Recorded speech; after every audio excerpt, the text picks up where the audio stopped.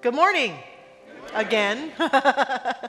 We are continuing our series on prosperity. Well, actually, today's the completion of it. It's the final Sunday of our Adventures in Prosperity. And it's nice to be here with you, Reverend Josh, to share the stage. It's an honor to share the stage with you. Thank you. We always have fun speaking together because it's always so amazing to do some planning. We don't just show up here and talk, and we talk a little bit, but then there's these elements of sweet surprise that show up. Happy accidents. Happy accidents, yes, definitely. And today, so our theme, just to recap in case you haven't been here for a few weeks, our theme for this year's Adventure in Prosperity has been keys to our future. Our lives, our church, our world. And we have been talking about abundance in its many forms. And today, our topic is how we belong to one another, how we belong to each other. And belonging is a powerful, powerful aspect of an abundant life. And so in the newspaper world and journalism, here's what's going to happen. I'm going to bury the lead right now. So the key thing in my mind is that belonging begets abundance, because with a sense of belonging, we feel as though we are enough and that we have enough, and we experience and step into enoughness in our life because we have a sense of belonging to the universe, belonging to our lives, belonging in our relationships, belonging in our communities, belonging in our world. And that belonging is a very peaceful, anchoring feeling. And for some of us, that's been a huge challenge for our lives. Recently, my husband and I were coming home from having breakfast, and as we drove through our neighborhood, we saw a little tiny girl out kind of in the street trying to get into a car. And it appeared as though no one else was nearby. So we pulled over, and I got out of the car and went up to her immediately and took her hand and got her out of the street. She was just wearing a shirt and a diaper, no shoes. She was a cute little blonde thing who appeared to be maybe 2-3 years old. And I held her hand and I said, I talked to her. I'm saying to her, honey, where's your family? Where do you live? And she wasn't very verbal yet. And so she was speaking, but I couldn't quite understand her. And she was shivering. And so I got into the trunk and got something to wrap her in. And at that point, she was reaching up, and I picked her up, and I was holding her wrapped in the blanket as she shivered. And she was trying to tell me things, and I was trying to get her to tell me where she lived and what her name was. And she was kind of fascinated with me, and she was playing with my hair, and just holding this little girl shivering in my arms and feeling this desire to support her. And all this is going on while my husband is in the car calling 911, saying, we found this little girl. There's no one around. And she can't seem to show me where her house is. She's pointing at the sky and at the trees and everything. And so I thought, well, we're just going to see how this plays out. And eventually, after talking to her for a little while, an older girl came running out of a house right behind us and said, oh, Brooklyn, there you are, and looked at me and said, she is a little escape artist, and she got out of the house.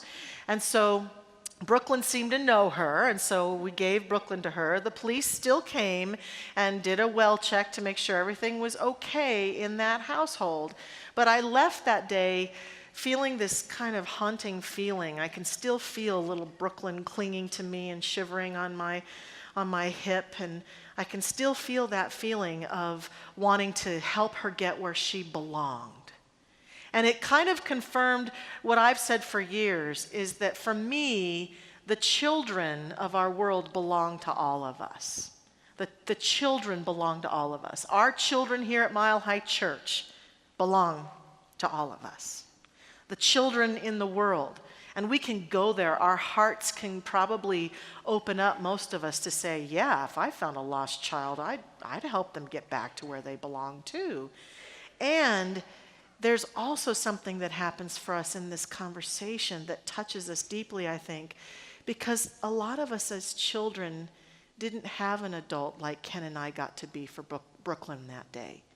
And maybe we weren't lost in the street with no shoes on, but we may have been lost in our family, or we may have been lost in the school system, or we may have been lost in our circle of friends at different points in our lives, or lost in feeling a sense of belonging for ourselves because we felt we weren't acceptable or lovable or we weren't enough, that we haven't always felt that sense of belonging, like who I am is okay and I belong.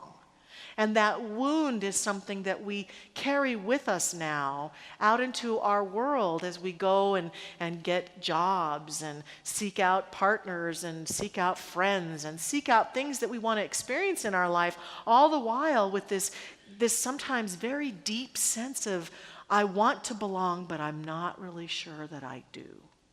And so a huge part of the work that we do in this teaching is to help one another to reclaim and regain that inherent sense of belonging. And so it starts a lot with a conversation about the nature of God. Some of us grew up in spiritual teachings where we were told we didn't belong because we weren't good enough, we weren't holy enough, we weren't sacred enough, we weren't well-behaved enough. I don't resemble that remark at all. Whatever it might be. And so we've even got this spiritual wound, like, do I belong to God? Do I belong to the universe? And so we're seekers all the while for that sense of belonging. And we help each other to regain that. And ultimately, this work is very personal and it's very sacred and holy, because the place where we most have to reconnect our belonging is to ourselves. Because in this dance of belonging, as we bought into stories of people who told us we weren't enough, or showed us we weren't enough, or who betrayed us, or who abandoned us, or who rejected us, or whatever, we reject ourselves. And so we essentially buy into that story, I'm not enough, and we reject ourselves and abandon ourselves. And a huge part of this work of regaining that sense of belonging is to begin to stop abandoning myself.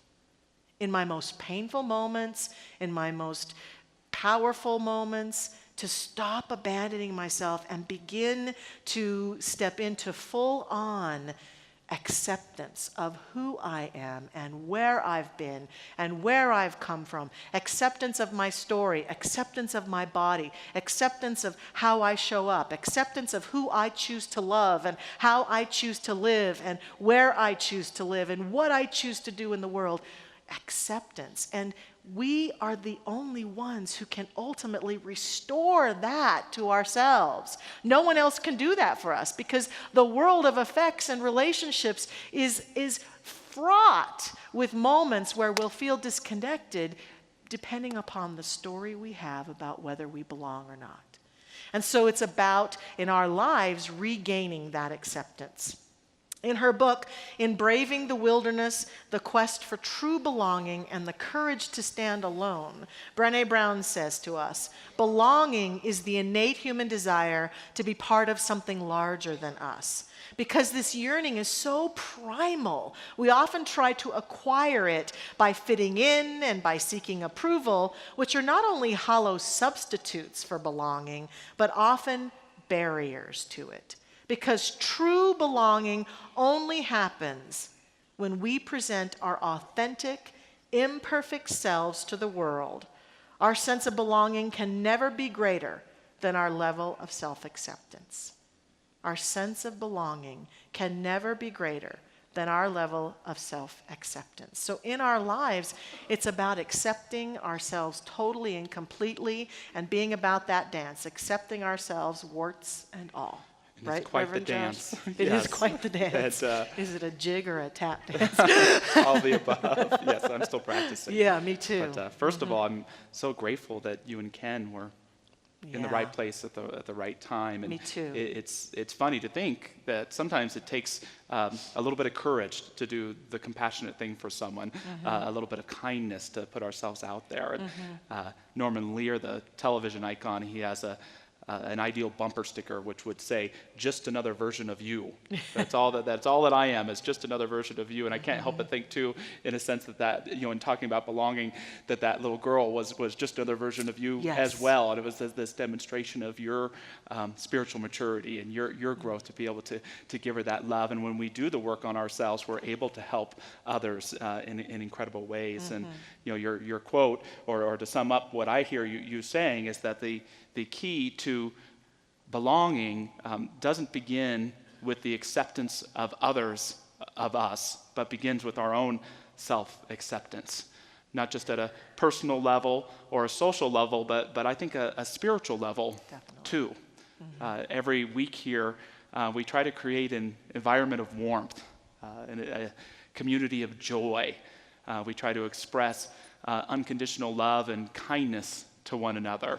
And we do that not just because we want to be a good church, but because we believe that expresses the nature of God, the nature of the sacred. We want everyone here to have an experience of the holy every week. And yet, something that I've learned in my own life is that I believe unconditional love is always all around me, and yet I can only experience it to the degree that I'm willing to accept myself.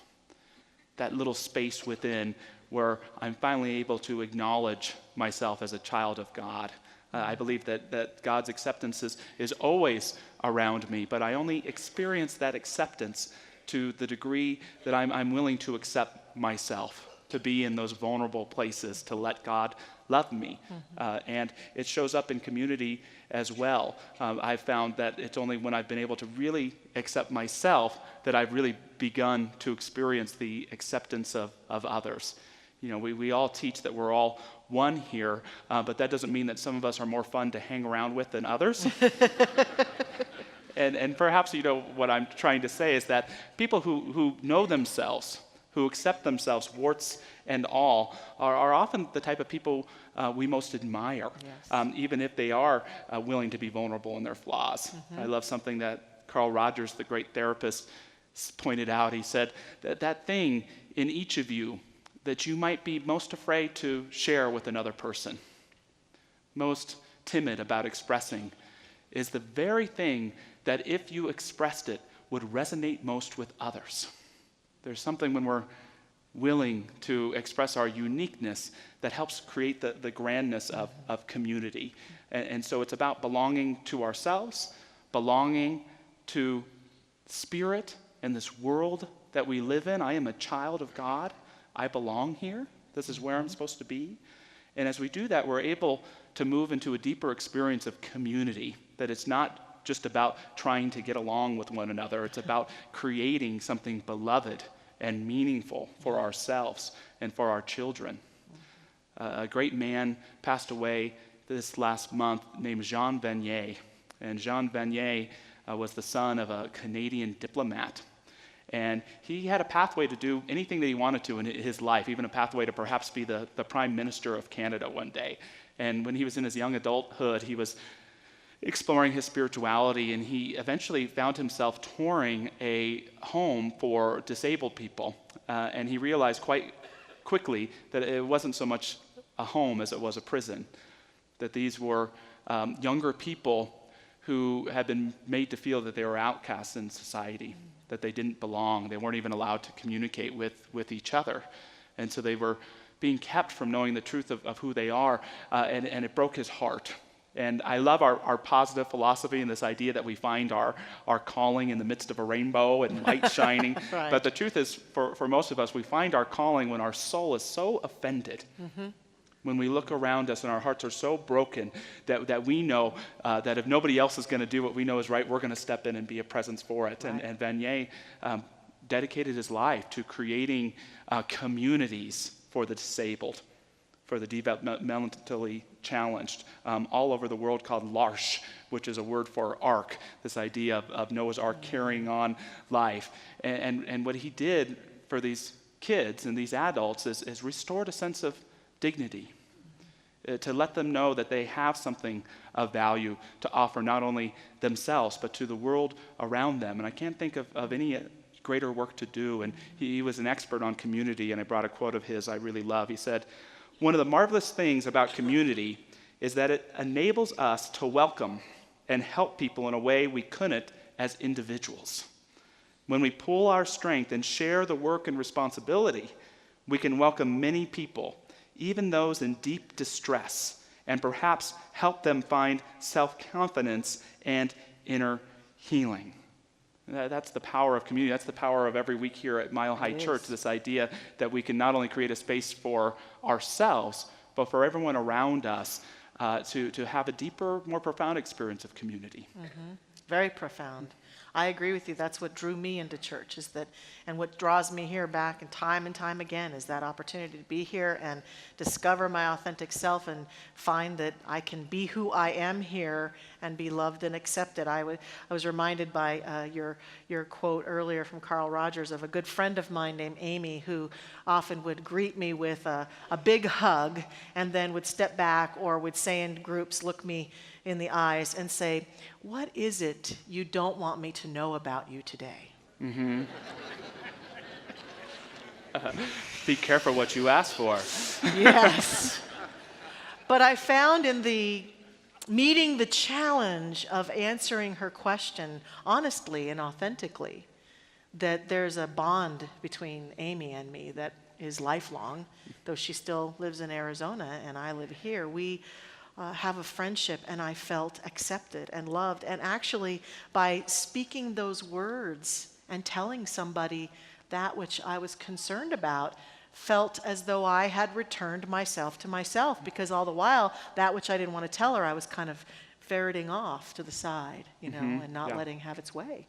And, I think the key to belonging is self-acceptance, but it's also about overcoming the illusion that in order to belong, we must be a perfect person. Exactly. Especially within community. G.I. Gurdjieff, a spiritual teacher from the last century, used to have communities, and there's a story that was told about him that there was a member of their community who was really ornery, kind of a stinker, and would take stuff and always argue and talk too long and a real pain in the butt. And one day he had an argument with some people and he took off. And so everyone was like, yes, he's gone. Yay! But Gurdjieff went chasing after the man, brings him back in, and everyone's mad at their spiritual teacher. So they sit them down and say, what are you doing if it's time for him to go? And he said, folks, you don't understand. This man is like yeast for bread. How would we ever learn anything about kindness or patience or compassion without him? and the point is that perfect community isn't a community that's made up of perfect people. Perfect community is something that imperfect people come together to strive for. True listening to one another, real authentic dialogue, respectful argument, connection and celebration, realizing that when we walk into a place like this, all of our titles, all of our uniqueness, as wonderful as it is, isn't as important as being an expression of divinity. And as we celebrate it in ourselves and in one another, we create that experience for each other that helps us all to grow. Yes. And it seems like sometimes in church life, this whole experience is made a little more challenging because we look around at each other and think, church people shouldn't behave like that. Whatever that is. And it seems like those challenges are made worse because of our judgments, and yet we're here to do this holy sacred work with each other, even when someone is like this gentleman in Gurdjieff's group.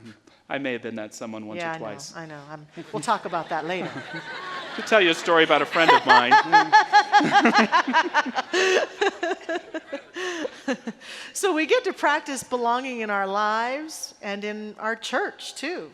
We get to practice this work together. And we also get to practice it in the world, as we've already been pointing a little bit to.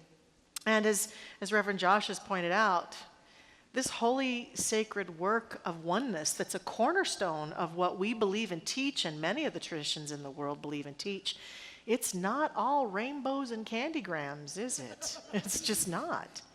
You know what Tony Soprano said? What? He said, I get it. Every day is a gift, but does it have to be a pair of socks? Balance. Stinky socks sometimes, yes. Even stinky socks, yes. Very good. So what I experience in oneness is that there is this element of it that is mystical and magical and connecting and awesome and amazing. But we don't get to have that experience of oneness while rejecting the parts of us that we dislike or wish would go away, or while rejecting what's going on in the world.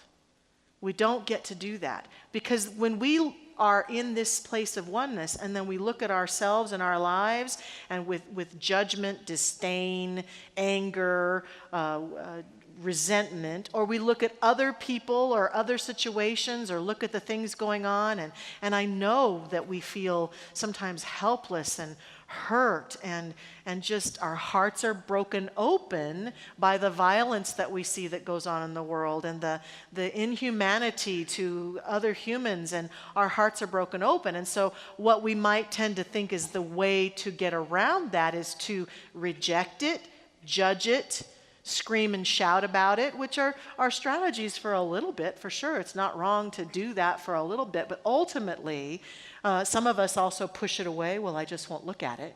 I'll just ignore it, which people think might be the crux of our teaching. But the reality is, in spiritual maturity, oneness includes all of that, is inclusive, such that we begin to see ourselves as a change agent or a contributing presence even to those elements that we see in ourselves and others and our world that we don't like or we wish were different.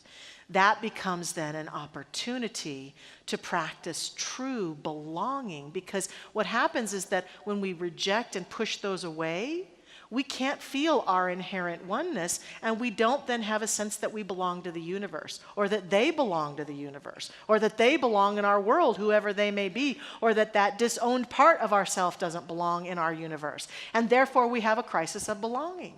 But when we, through this very sacred element of oneness, open our broken heart with compassion and allow ourselves to be present to that pain or suffering or anguish that we see going on, some of us will then choose to get up and go take action, or we'll choose to pray and pray and pray and pray and pray again. I'm fond of saying, when I see something like that, I can do something or I can pray something. And that takes that helpless feeling away, that allows me to reconnect with that other being that I see going through whatever they're going through, and it allows me to restore my own sense of oneness and connection. I can always do something or pray something.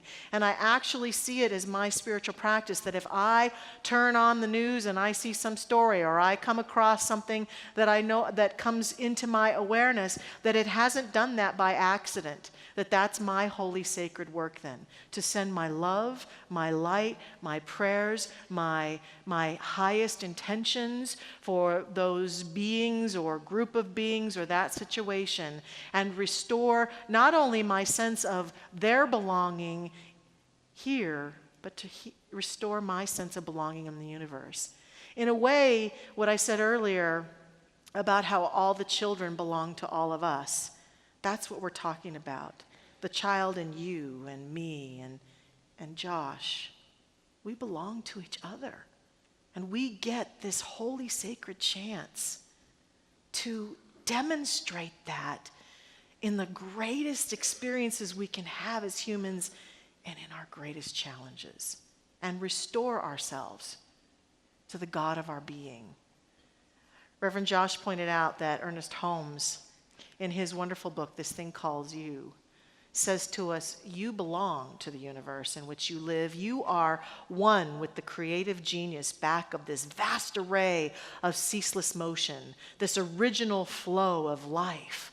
You are as much a part of it as the sun, the earth, and the air. There is something in you telling you this, like a voice echoing from some mountaintop of inward vision, like a light whose origin no man has seen, like an impulse welling up from an invisible source. Your soul belongs to the universe. Your mind is an outlet through which the creative intelligence of the universe seeks fulfillment. We belong to one another. We belong. We belong We belong. to one another.